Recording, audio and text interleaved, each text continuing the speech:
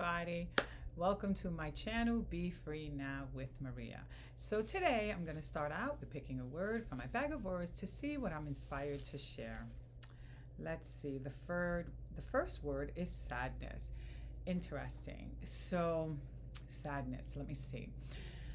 Well, we all know what sadness is, right? And it's interesting how we can feel sadness sometimes without really paying attention to it, meaning that we can feel kind of blah and not really associated with sadness, but there's some form of sadness underneath it. In other words, there's something that we're unsettled about that does make us feel sad. But unless we're really paying attention to that blah feeling, we may not connect it to sadness, right? We may just think, oh, it's just that kind of day. I'm just a little off, or I've just been stressed out. I've had so much on my mind, and we'll come up with excuses. But the reality is that there's something deeper bothering us about the surface level stuff. And yeah, we're going to feel sadness. We can feel a bunch of emotions, right? But sadness is one that, yeah, it's just lingering. And sometimes because we are able to laugh and function, we may not notice the extent of the sadness. So it's something that we are able to connect with and discover when we sit with something that's bothering us. In other words, we sit with an issue, and when we're open, right, and more relaxed, we're able to allow that emotion to show itself. If not, it stays buried and we don't acknowledge it because we're okay. It's just that kind of day, we kind of go on with that and not really realize that even though, yes, we're able to laugh or able to function, this feeling is still there. So let's see what else I'm inspired to share with another word. Oh, jealousy. I think I got this word recently.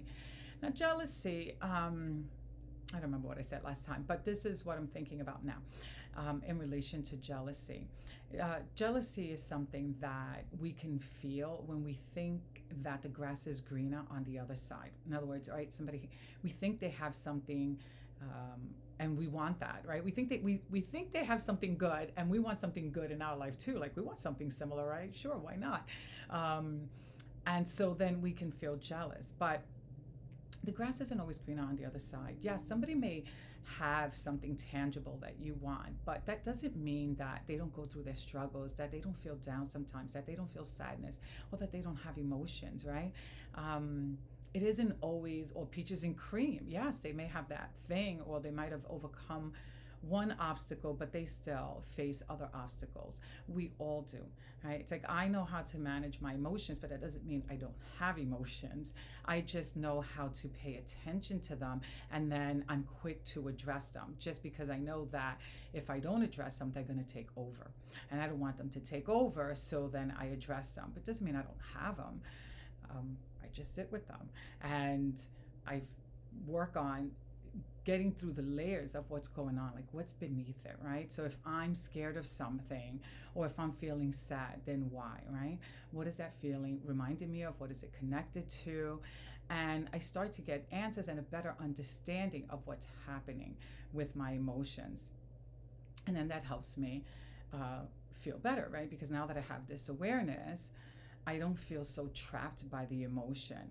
I'm able to observe it, I'm able to connect with it, and not feel overpowered by it or subconsciously being dragged around by it, So that's the only difference. But the grass isn't necessarily green on the other side. Like I said, I have emotions. Everybody has emotions. It doesn't matter how much good we have in our lives. It doesn't mean that we're not going to be triggered, or that we don't have emotions that are going to be activated at any point. So when we're feeling jealous, we want to remember that we may desire what they have, and there's nothing wrong, right, with wanting what somebody else has, but it is important to recognize that the grass is not green on the other side, and we want to also remember what is good in our life as well, because that creates a balance, right? So it's not like, remember what's good and forget what isn't. It's acknowledge what isn't and remember what is good, and create that balance within yourself.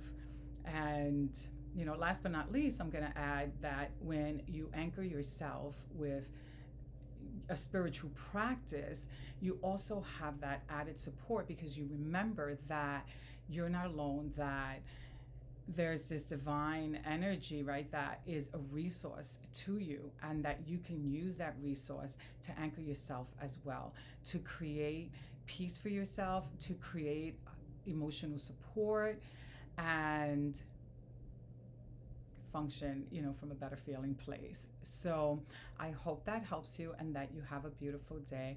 Bye for now. If this video did help you, please give it a thumbs up and subscribe to my channel so that you're notified about future videos when I upload them. Have a wonderful day now.